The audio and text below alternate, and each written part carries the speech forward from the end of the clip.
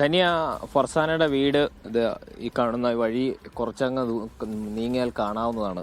Camera അങ്ങോട്ട് കൊണ്ടാകാത്തത് ബോധപൂർവമാണ്. അങ്ങോട്ട് ക്യാമറയുമായി ചെന്ന് റിപ്പോർട്ട് ചെയ്യാൻ കഴിയുന്ന ഒരു അന്തരീക്ഷമല്ല അവിടെ നിലനിൽക്കുന്നത്. ആ വീടിന്റെ മുറ്റത്തോട്ട് കയറുമ്പോൾ ആ വീട്ടിലെ ഉമ്മയുടെ തേങ്ങിക്കരച്ചിലാണ് കേൾക്കാൻ കഴിയുന്നത്. നമ്മളവിടെ വിവരം അന്വേഷിച്ചപ്പോൾ ഫർസാനയുടെ പിതാവ് തളർന്നു വീണതിനെ തുടർന്ന് ആശുപത്രിയിലേക്ക് മാറ്റിയേക്കുകയാണ്. കൊച്ചനുജൻ ആണുള്ളത് നമ്മളുമായിട്ട് എന്തെങ്കിലും കാര്യങ്ങൾ സംസാരിക്കാൻ കഴിയുന്നത്. ജ്യേഷ്ഠത്തി ഇന്ന് വൈകുന്നേരത്തോടു കൂടി ട്യൂഷന് പോവുകയാണ് എന്ന് പറഞ്ഞ് വീട്ടിൽ നിന്ന് ഇറങ്ങി എന്നാണ് പറയുന്നത്. നമുക്ക് കിട്ടുന്ന വിവരങ്ങൾ അനുസരിച്ചാണെങ്കിൽ അഫാനും ഈ പറയുന്ന അനുജനും തമ്മിൽ ചെറിയ സംസാരവും ഉണ്ടായിട്ടുണ്ട് ജ്യേഷ്ഠത്തിയെ കൂട്ടിക്കൊണ്ട് പോകുമ്പോൾ. സ്വന്തം മകളുടെ മരണത്തിൽ ദുഃഖഭരിതമായിട്ടാണ് ആ വീട് ഇരിക്കുന്നത്. തേങ്ങി കരയുകയാണ് ആ വീടിന്റെ സാഹചര്യം. അങ്ങോട്ട് ഏതെങ്കിലും തരത്തിൽ വിവരങ്ങൾ തിരക്കാൻ കടന്നു ചെല്ലുന്നതിൽ ഒരു പരിമിതിയുണ്ട് എന്നുള്ളതാണ്.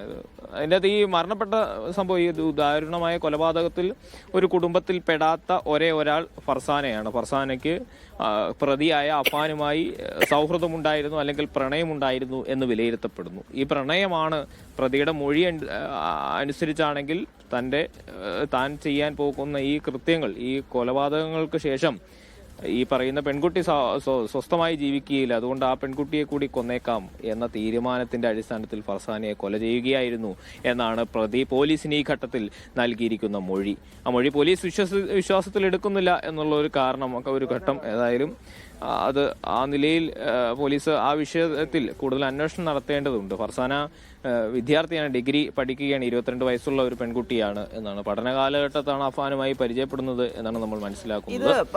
അവിടെ പോയിട്ട് ആരോടും സംസാരിക്കാൻ പറ്റില്ല ആഷിഖ്. എന്നാലും ഈ ഇങ്ങനെ ഒരു ബന്ധം ഉള്ളതിനെ കുറിച്ച് വീട്ടുകാർക്കോ ഇല്ലെങ്കിൽ ബന്ധുക്കൾക്കോ ഈ സഹോദരനോ ഒക്കെ അറിയാമായിരുന്നു നേരത്തെ?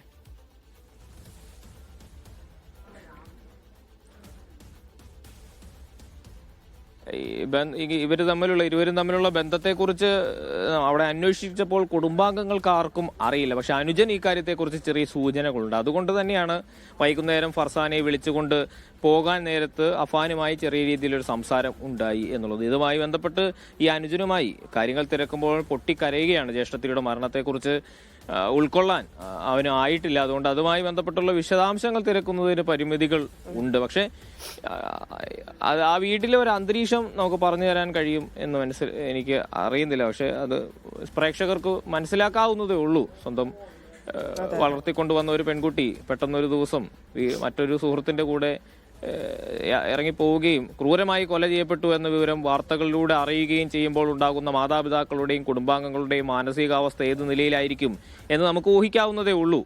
എന്താണ് ഈ ക്രൂരമായ കൊലപാതകങ്ങൾക്ക് പിന്നിൽ ഉണ്ടായത് എന്നതിന്റെ ദുരൂഹത ഇനിയും മാറിയിട്ടില്ല. പക്ഷേ ഒറ്റ കാര്യം നമുക്കറിയാം, വിലപ്പെട്ട കുറെ ജീവനുകൾ നഷ്ടപ്പെട്ടു.